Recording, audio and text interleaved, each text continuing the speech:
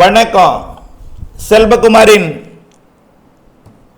விவசாயிகள் மற்றும் பொதுமக்களுக்கு எழுந்திருக்கக்கூடிய வானிலை தொடர்பான சந்தேகங்களுக்கு விடை கிடைக்கும் விதமான விளக்க அறிக்கை. 2025 மே 10 சனிக்கிழமை அதிகாலை நிலவர ஆய்வறிக்கை. அதிகாரப்பூர்வ வானிலை அறிக்கைக்கு இந்திய வானிலை ஆராய்ச்சித்துறை அறிக்கையை பார்க்கவும்.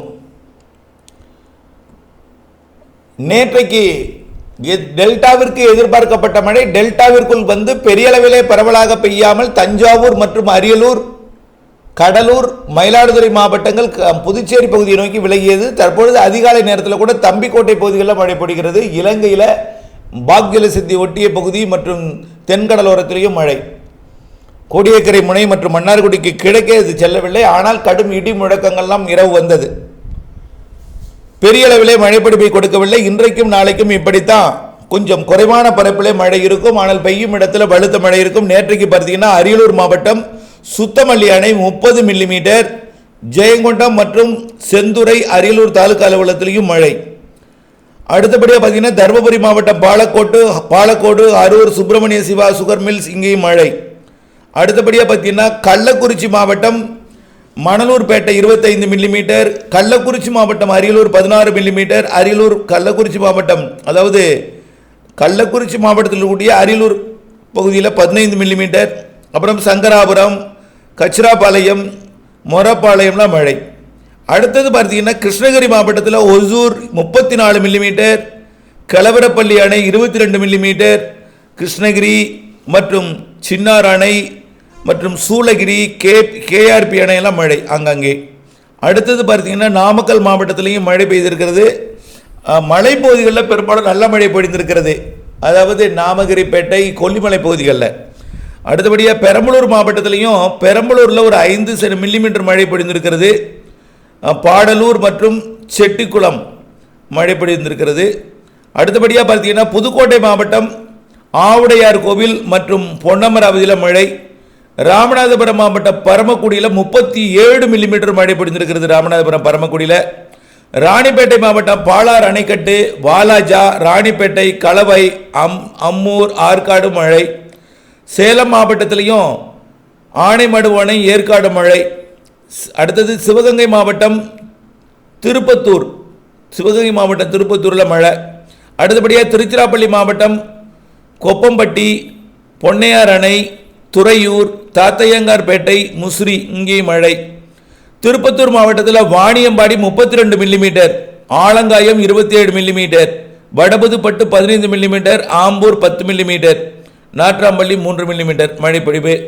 அடுத்தபடியாக திருவண்ணாமலை மாவட்டம் தண்டராம்பட்டு 13 மில்லிமீட்டர், திருவண்ணாமலை 8 மில்லிமீட்டர், மேலும் கீழ்பெண்ணாத்தூர் மழை. விழுப்புரம் மாவட்டத்திலையும் மழை. மணம்பூண்டி 12 மில்லிமீட்டர், மேலும் செம்மேடு, அவலூர்பேட்டையிலையும் மழை. இன்னும் மழைப்பொழிவு பட்டியல் கிடைக்கப்பெற வேண்டி இருக்கிறது. மழையை பொறுத்த வரைக்கும் நேற்றைக்கு டெல்டா வரைக்கும் எதிர்பார்த்திருந்தோம். ஆனால் டெல்டாவிற்குள் நுழைந்து தஞ்சாவூரோட விலகி சென்றது. இன்றைக்கும் அப்படித்தான், நாளைக்கும் அப்படித்தான். 2 நாளும் பெரிய அளவிலே மழை இருக்காது. இப்படி 3 சென்டிமீட்டர் வரைக்கும் ஆங்காங்கே மழை இருக்கும். 3 சென்டிமீட்டர் 4 சென்டிமீட்டர் வரைக்கும் இருக்கும். திங்கட்கிழமை, அதாவது மே 12ஆம் தேதியிலிருந்து மே 30 வரை நல்ல மழை காத்திருக்கு. மே 12ஆம் தேதியே திடீரென்று எல்லோருக்கும் பெய்திராது. 12லிருந்து ஸ்லைட்டாக இன்க்ரீஸ் ஆகும். இப்போ 12ஆம் தேதி பெய்யக்கூடிய மழைப்பொழிவு பரப்பை விட 13ஆம் தேதி மழைப்பொழிவு பரப்பில் கூடும். 13ஆம் தேதி பெய்யக்கூடிய மழைப்பொழிவு பரப்பை விட 14ஆம் தேதி மழைப்பொழிவு பரப்பில் கூடும். இப்படியே 15லிருந்து மேலும் பரப்பில் கூடும், 20லிருந்து மேலும் பரப்பில் கூடும். 19லிருந்து 29ஆம் தேதி வரைக்கும் மிகச்சிறப்பான ஒரு 10 நாட்களுக்கு மழை இருக்கு தென் மாநிலங்கள் முழுவதுமே. இதுல நம்பர் 1 இடத்தை பிடிக்க போவது கர்நாடக எல்லையோர, கேரள எல்லையோர மாவட்டங்கள். அதுலேயும் குறிப்பா நீலகிரி, ஈரோடு, சேலம், தர்மபுரி, கிருஷ்ணகிரி மற்றும் அதற்கு வடக்கே இருக்கக்கூடிய கர்நாடகாவின் காவிரி நீர்பிடிப்பு பகுதிகள், கேரளாவின் காவிரி நீர்பிடிப்பு பகுதிகள், மேலும் கர்நாடகாவின் ஒட்டுமொத்த பகுதி, ஆந்திர பிரதேசத்தோட எல்லையோர மாவட்டங்கள் திருப்பத்தூர், வேலூர், ராணிப்பேட்டை மற்றும் திருவள்ளூர் மாவட்டம். திருவள்ளூர் மாவட்டத்தை விட ராணிப்பேட்டை கூடுதலாகவும், ராணிப்பேட்டை விட வேலூர் கூடுதலாகவும், திருப்பத்தூர் டாப்ல இருக்கும் அந்த ஆந்திர எல்லையோர மாவட்டத்தில். அதை விட கூடுதலாக ஆந்திராவில் இருக்கும். ஆந்திராவை விட தெலுங்கானா மகாராஷ்டிரா எல்லையோரம் வரைக்கும் கனமழை காத்திருக்கு. மிக கனமழை, அதி கனமழை எல்லாம் காத்திருக்கு தென் மாநிலங்களுக்கு. ஆக வடமேற்கே போக போக மழைப்பொழிவோட பரப்பு கூடுதலாக இருக்கும். கேரளாவோட வடக்கு பகுதி இன்னும் சிறப்பாக இருக்கும். அதாவது கர்நாடக எல்லையோர கேரளா பகுதி நல்ல சிறப்பான மழைப்பிடிப்பை கொடுக்கும். இப்படி மேற்கு தொடர்ச்சி மலை மாவட்டங்கள் அடுத்த இடத்தையும் கேரளா எல்லையோர கர்நாடக எல்லையோர மாவட்டங்களுக்கு அடுத்தபடியாக உள் மாவட்டங்களுக்கும் அடுத்தபடியாக தான் கடலோர மாவட்டங்களுக்கும் மழைப்பிடிப்பை கொடுக்கும். ஆனால் இன்றைக்கும் நாளைக்கும் ஒரு 2-3 சென்டிமீட்டர் வரைக்கும் ஆங்காங்கே மழைப்பிடிப்பை கொடுக்கும். ஆனால் அது எல்லோருக்கும் கிடைக்காது. அது மதிய அறிக்கையில் நாம் அறிவிக்கலாம் எங்கே பெய்யும்னு. ஆனால் திங்கட்கிழமையிலிருந்து மழையோட அளவு தீவிரமடையும். மேற்கு தொடர்ச்சி மலை மாவட்டங்கள் தொடங்கி வங்கக்கடலோரம் வரைக்கும் திங்கட்கிழமையே உங்களுக்கு பெய்யும்னு நினைச்சிடாதீங்க. படிப்படியாகத்தான் அதிகரிக்கும். 15ஆம் தேதியிலிருந்து மேலும் அதிகரிக்கும். மாத இறுதி 10 நாள் மிகச் சிறப்பான மழைப்பிடிப்பு. 29ஆம் தேதி வரைக்கும் 30-31ஆம் தேதி தென்மேற்கு பருவமழை தொடங்க இருக்கிறது. அதிலிருந்து அப்படியே கேரளா கர்நாடகாவில் தென்மேற்கு பருவமழை. அதற்கு முன்னாடி பெய்கிற மழையே தென்மேற்கு பருவமழை மாதிரி தான் இருக்கும். தென்மேற்கு பருவமழையே தொடங்கி விட்டதாக நீங்கள் நினைத்து கொள்ளலாம்.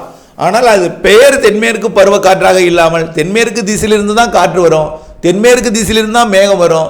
தென்மேற்கு வடமேற்கு காற்று, தென்மேற்கு வடமேற்கு காற்று இணைந்து வெப்பச்சலன இடிமழை பொழிவை தமிழ்நாட்டிலே ஏற்படுத்த போகிறது.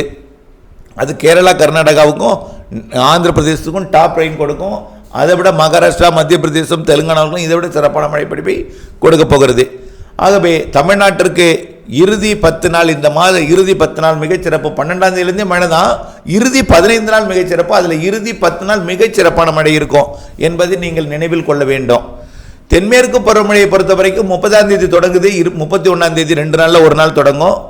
தொடங்கியதுமே கேரளாவிற்கு நல்ல மழைப்பிடிப்பு, அணைகள் நீர்பிடிப்பு பகுதிகளுக்கு நல்ல மழைப்பிடிப்பு. இந்த கோடையில் பெய்யக்கூடிய மழையே அணைகளின் மட்டத்தை கணிசமாக உயர்த்தும்.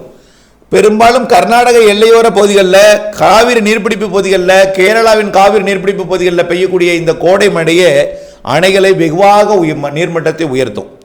தொடங்கியதும் தென்மேற்கு பருவமழை வலுத்திருக்கும். கண்டிப்பாக அணைகள் ஜூன் ஜூலை எல்லாமே நிரம்பியே இருக்கும். மெல்ல உயர்த்தி விடும். ஜூலையில் நிரம்பியே இருக்கும். பல்வேறு அணைகள்லேருந்து ஜூலை மாதம் உபரி நீர் திறக்கும் வகையிலே இருக்கும். கேரளாவிற்கு ஜூலையிலேயே, ஜூன் மாத இறுதி ஜூலையிலெல்லாம் அதீத மழைப்பொழிவெல்லாம் காத்திருக்கிறது.